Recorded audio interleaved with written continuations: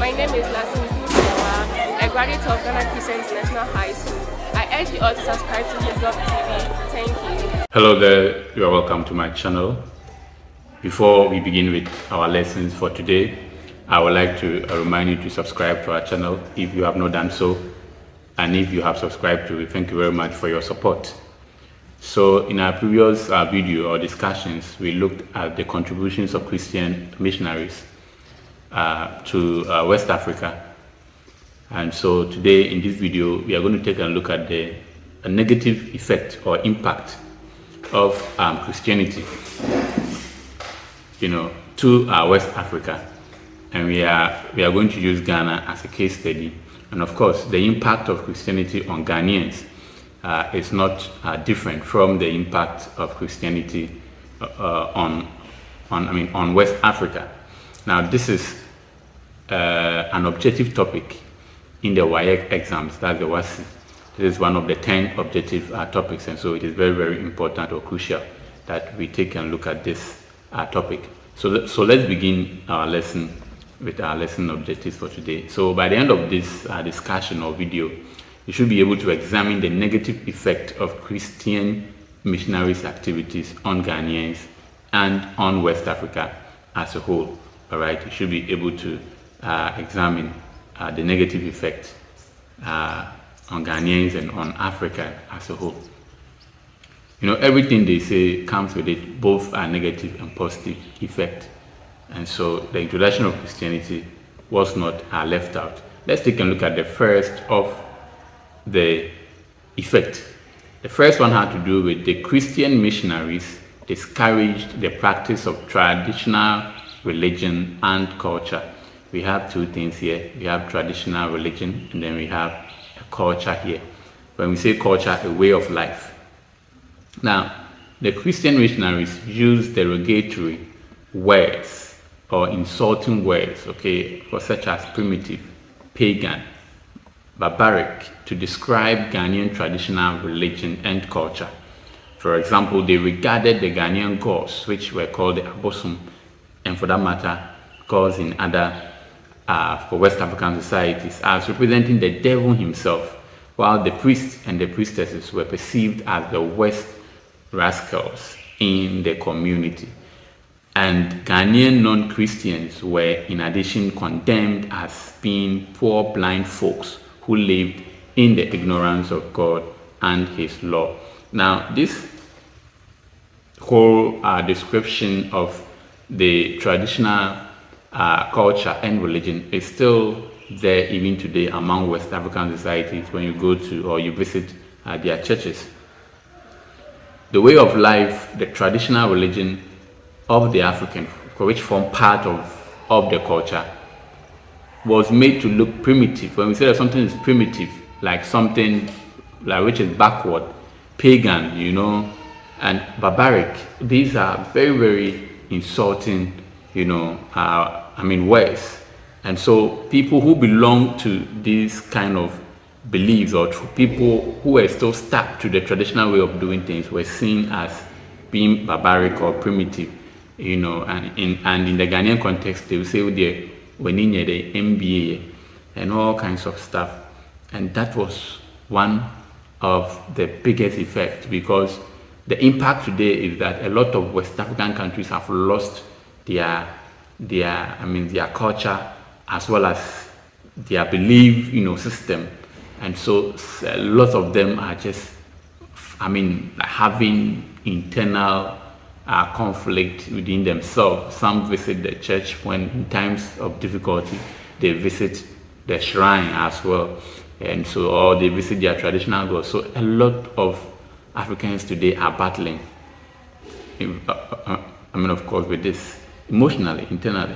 Let's take a look at the next one. Was that the Christian missionaries also frowned upon traditional names. Traditional names were frowned upon. In their teachings, they made the Ghanaian convert believe that everything Ghanaian was uncivilized and satanic, as we have already indicated. Therefore, they replaced traditional names with Christian names such as Mary, Joseph, John. Most of these names were actually European names of families, names of flowers, trees, dogs, or even stones. The missionaries are prejudiced against traditional names, made the people of Ghana look down upon their traditional names, which were unique in nature. Like I earlier indicated, these effects are still visible on the West Africans or on Ghanaians today. A lot of Ghanaians or West Africans prefer to give English names to their children as opposed to their traditional names.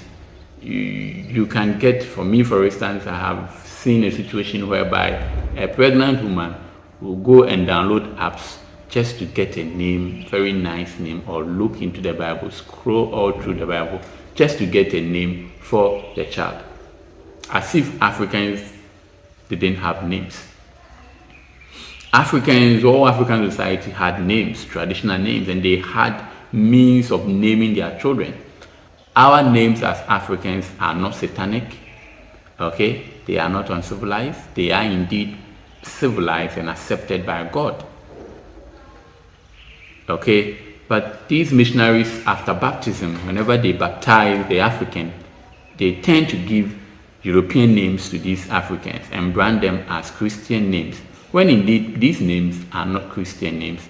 These names are European names which have been adopted by the Christian for fraternity, and they claim they are Christian names. They are never Christian names. So we should come together as African and embrace our names, which is unique, because your name is very unique. Your name traces or tells someone where you come from. So the moment you take on a different name, it raises a lot of questions about your origin. You get a point about your origin, because somebody may be tempted to ask you, are you from there? Are you from here? So where from this name? You may have to explain yourself to that person. So names are very unique. When you mention your name as a Ghanaian, Kofi, Ama, Araba, it is unique, and nobody will ask you. They will not even ask you, where do you come from? They know that you are from Ghana because the name is a Ghanaian name. If you mention a Yoruba name, they know that this is a Yoruba name. Here we are, mistaken identity. Africans, you all have, so-called like Christian names. And so if you have all, traditional names, and big ups, keep it well, because it's something that myself I never got, but I'll try and do something about it, but not to my children. Let's move to the next one, the third effect. So the third effect had to do with that the missionaries also frown upon traditional system of marriage and naming children. So we've already talked about the children. Traditional system of marriage. Traditionally, the African is polygamous. The Africans marry more than one. This idea was frowned upon by the Europeans. They introduced the white wedding and the monogamy.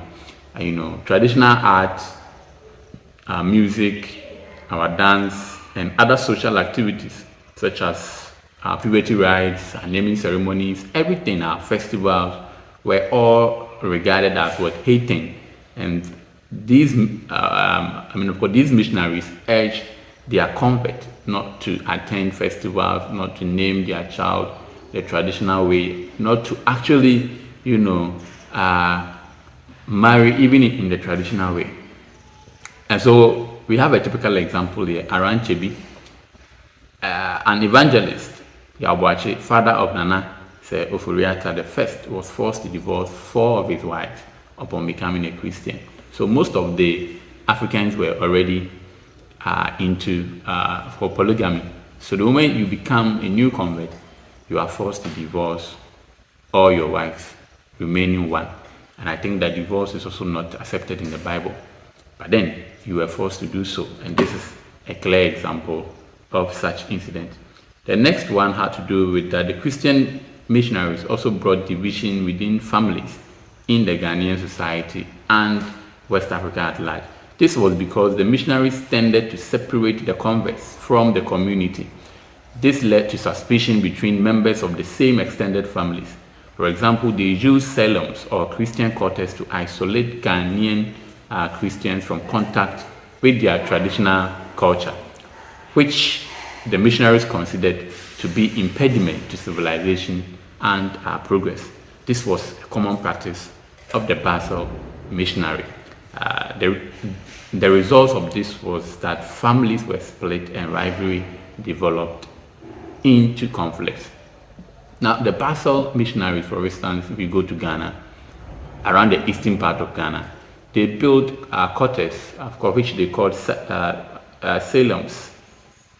This word, they built, of course, quarters known as Salem. So, I mean, Salem is just a Christian quarter, or like quarters, all right? And they, kept all their converts in these Salems because they didn't want them to stay within the community where a lot of them were still attached to the traditional religion.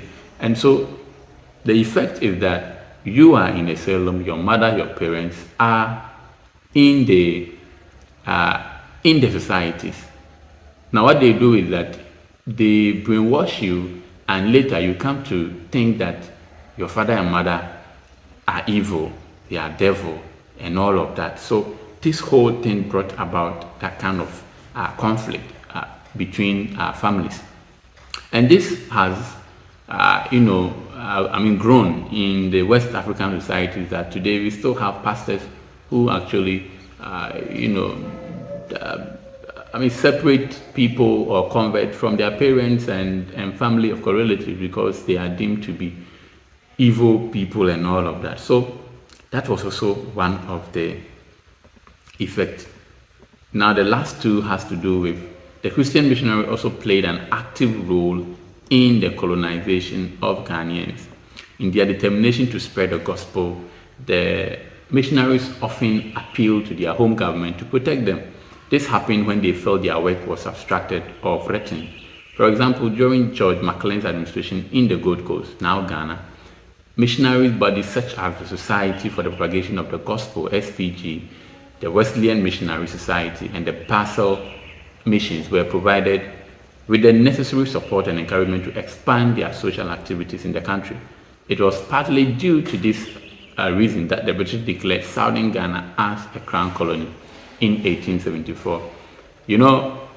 The Europeans that came to West Africa, we had the missionaries, we had the traders, and then we also had government, representatives, those who represented for the government, the British government, those who were coming to trade, and then the missionaries. Now these two, the traders and the missionaries, had to be protected by the government. And don't forget that even today, many European citizens, when they travel outside, they are still being protected by their government. And so it's not so different that these two people, traders and the missionaries, will seek for protection from the government. And so they encourage the government to do certain things so that that area where they want to operate will will come under their jurisdiction, and therefore they can freely move in there to spread the gospel.